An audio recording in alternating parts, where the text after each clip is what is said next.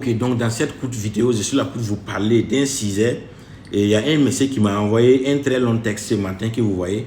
Voilà, il a fait ses recherches sur Internet et puis on lui a suggéré plusieurs pistes qu'il peut aller consulter et pour comprendre ce qu'il cherche là.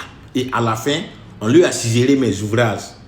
À la fin, on a suggéré au monsieur là mes écrits. Voilà, que les écrits que j'ai fait rentrent dans le cadre de ce qu'il veut comprendre là. Vous voyez? Et je vais vous parler un peu, je ne pourrais pas tout lire pour vous, c'est de 1 jusqu'à 6 pistes, mais je vais lire le début et je vais aller vers la fin pour résumer pour vous. Donc ceci dit, on y va.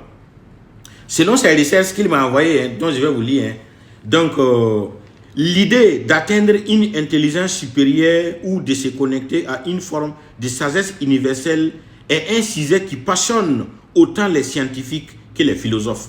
C'est un voyage qui mêle rigueur mentale, ouverture d'esprit et discipline personnelle. Donc voici quelques pistes concrètes pour élargir vos capacités cognitives et votre compréhension du monde. Donc voici ce qu'on lui a suggéré comme piste. Piste 1, la maîtrise de l'apprentissage, les savoirs. Vous voyez, donc l'intelligence se nourrit de connexions.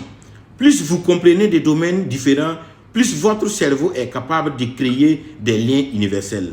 La lecture profonde. Privilégiez les ouvrages qui traitent des lois fondamentales, physique, physiologie, philosophie, mathématiques. La curiosité pluridisciplinaire. Ne restez pas condamné à un seul domaine.